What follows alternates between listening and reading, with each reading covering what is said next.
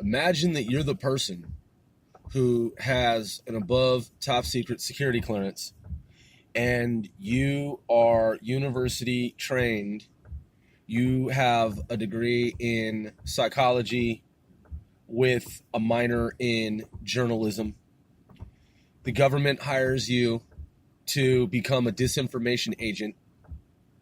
You are tasked with creating narratives, in other words, stories that are fictitious, that is fictional, that relate to matters of international security, global security. In other words, the government has hired you. You have gone through an incredibly rigorous background investigation spanning many years. It's ongoing. It never ends. You are constantly vetted over and over during the process of your employment. So you're not just vetted once or twice or thrice. You're continually vetted for this particular job. Your relatives are spoken to. Your background is erased. You're given a different background. If for some odd reason, by chance, you're stopped in some town, some municipality, some jurisdiction, some city, some state, somewhere, anywhere in the world, overseas, abroad, domestically, when local law enforcement, even federal law enforcement, when law enforcement in general run your background is not your actual background. Your background has been fabricated. It has been doctored. It has been altered. It has been changed to reflect who the government says that you are now and that you have been since childhood. It's all made up. None of it is real. Not really. Some of it is, but most of it isn't. Because you can no longer be the person who you once were. Because you create stories that create futures. Your future that you live in is a future that you and the government created fictitiously. The people, mainstream society, they have to believe certain narratives. Because if they don't, then government oversight cannot carry out its plan and do its job. Its job is to, get this, are you in suspense? Are you ready?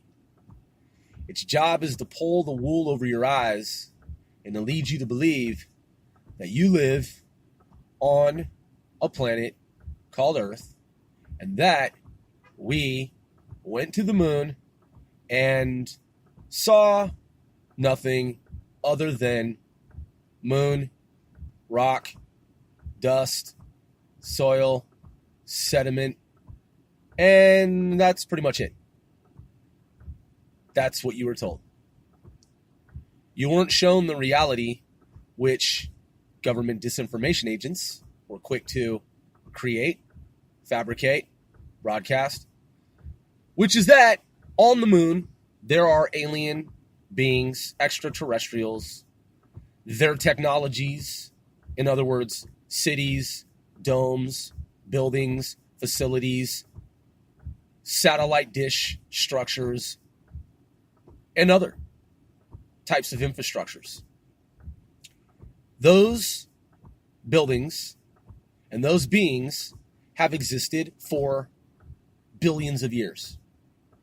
When our astronauts reached the moon, they immediately saw the structures that have long existed on the planet, in addition to moving, that is, intelligently driven spacecraft and alien beings that were observing the astronauts. If you are keen, if you are careful in your observation, you will notice that the astronauts, when giving their speech, their individual speeches, the collective speech from among the various astronauts that traveled to the moon, there was an uneasiness about their report to the American public. they, for the time, in other words, back when this all first occurred, they appeared to be stoic at times and unmoved by the experience. Why would that be? If you had just been on the moon for the first time, supposedly ever, wouldn't you be super excited? Wouldn't you be gleeful and want to share your experience with the world? So, as it turns out, the astronauts were instructed to never talk about what they really, truly saw on the moon.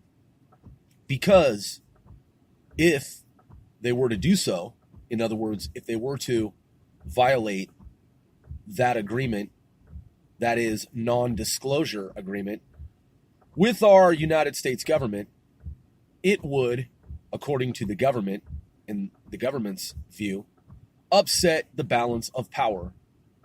And the government would lose some degree of control of the human population. Because humans, some of them, would believe that they had been tricked by their government, and that the roles in society that those individuals currently have would be trivial and unimportant. And those individuals would believe themselves, among themselves, that the government has been lying to them since birth, and that their chosen roles in society, the jobs, their avocation, their occupations, were and are based on the premise that there is no life on other planets. SETI has never, that is NASA's program to search for extraterrestrial intelligence.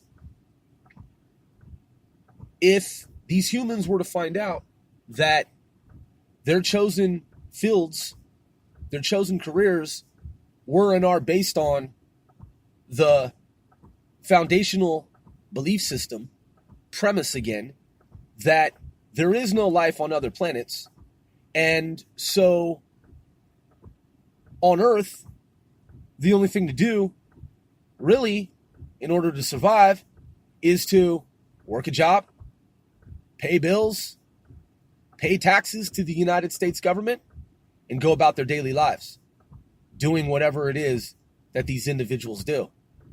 Bankers, doctors, lawyers, plumbers, electricians, school teachers, economists, bus drivers, you name it. Any job, any occupation. People have those jobs because they believe that they're stuck on Earth and that they have to do those things. If they were to find out that there's life on other planets, there's cities on other planets, they would strive to be on those other planets, in those more advanced environments, in those more advanced societies where cancer is non-existent, AIDS is non-existent, and other diseases and ailments are non-existent and have been cured.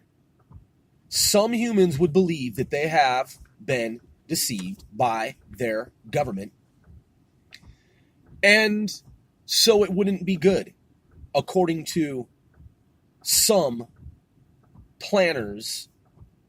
That is, those are system controllers. I am referring to and talking about those who control the system. George Orwell, writer, author, talked about this subject.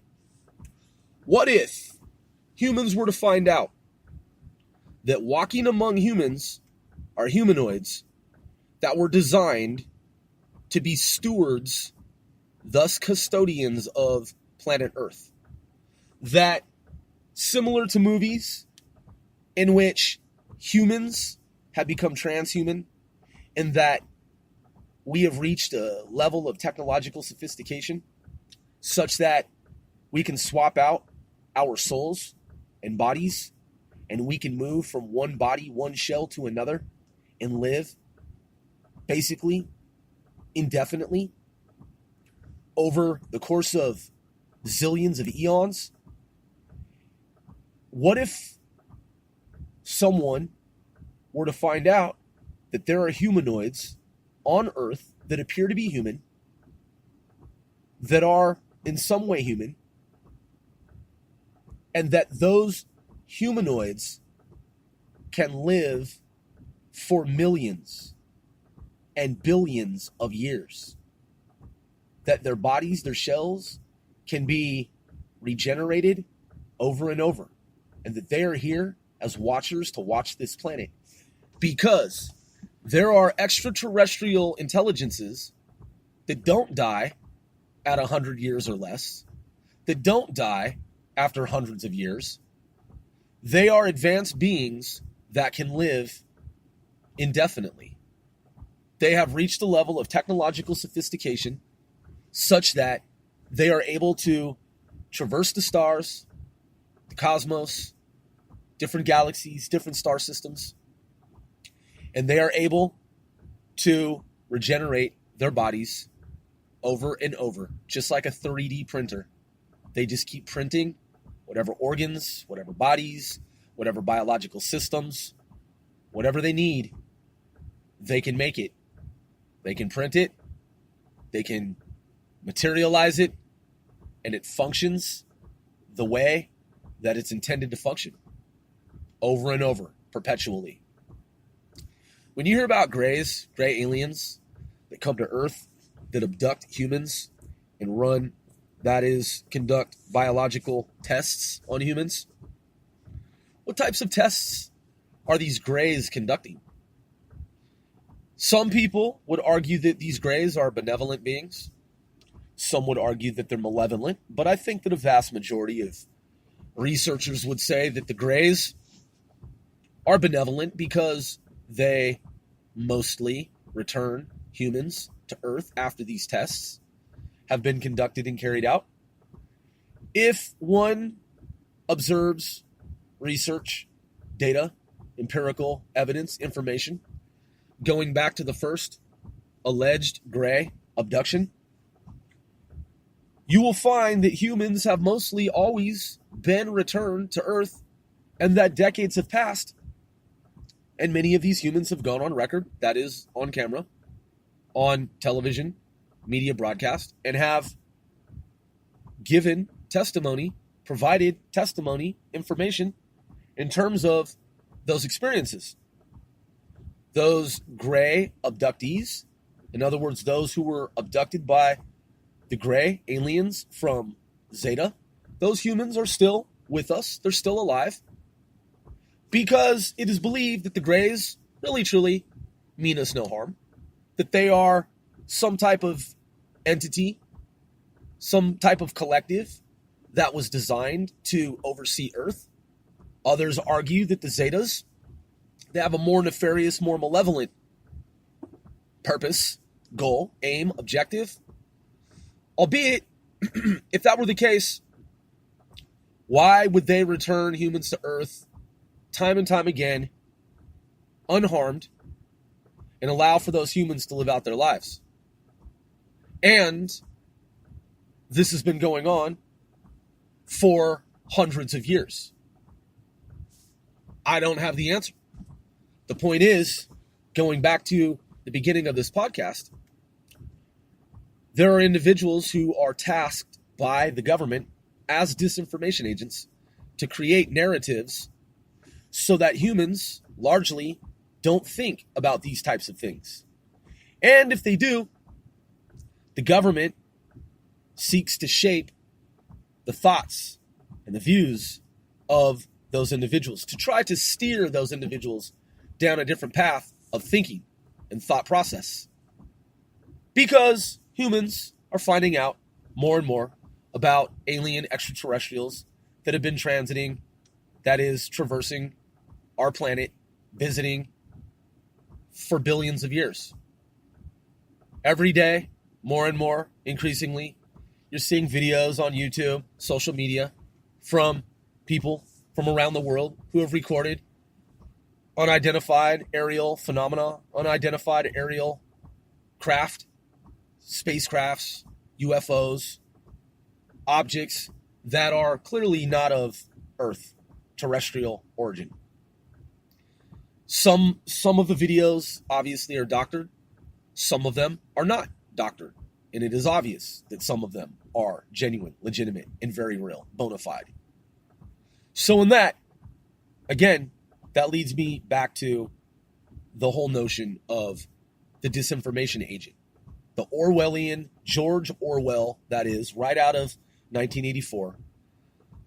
The system planners who understand this, and knowing that aliens are among us, they walk among us, our government, since time immemorial, since the inception of America, when humans were led to believe the story that America, that is, Americans fled the British, came to America, there was the American Revolution, we fought the British, supposedly, it was a fight, it was a war, which it's on historic record.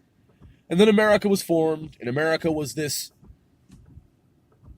collective, 13 original colonies is what I meant, 13 original colonies. And so on and so forth, the story that everyone was told. What's not talked about often is that though there were humans on this planet acting in a primitive manner, fighting, infighting, warfighting, fighting among themselves, fighting each other, pitted against one another during wars and conflicts going back since the beginning of time.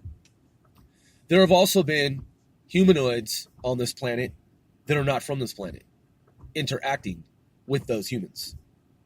There have been watchers since day one. Since humans were born on this planet, there have always been those who preceded humans. So even during the Garden of Eden, Cradle of Life, Fertile Crescent, what have you, when humans were brand new, supposedly, on this planet, cryogenically seated on this planet, some might say and understand. Those humans were watched, guarded, observed by advanced alien technological systems of observation, surveillance, lenses, cameras, technology more advanced than anything currently on this timeline. So you have the disinformation agent who is keyed in, coded in on this information, and comes to understand that fundamental reality as it is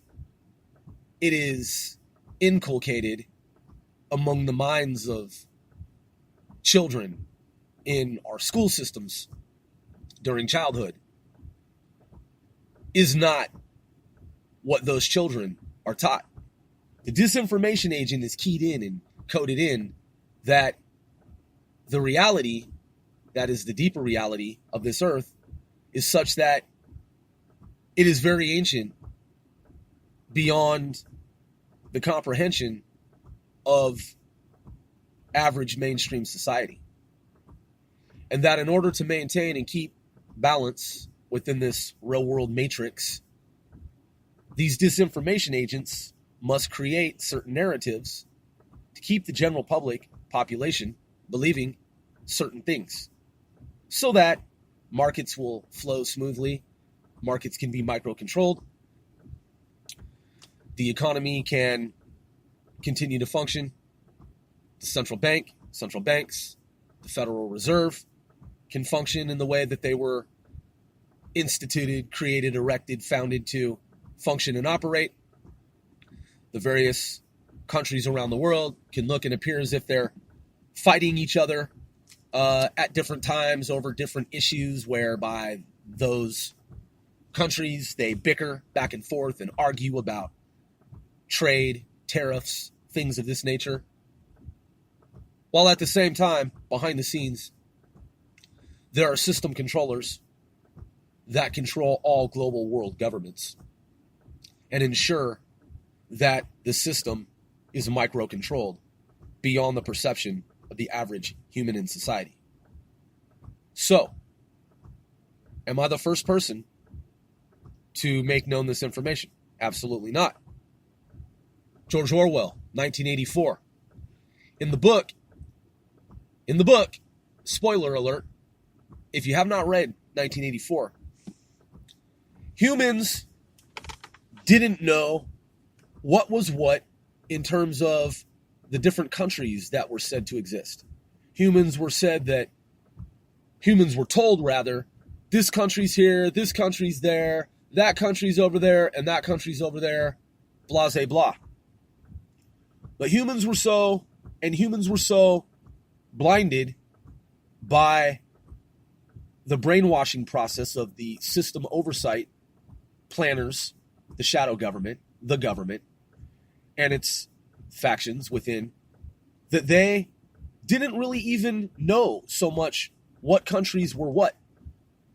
They would forget, okay, that's right, I thought that there was a country, I can't remember its name, but there's that one country, and wasn't that one country at war with, what was the name of that one other country?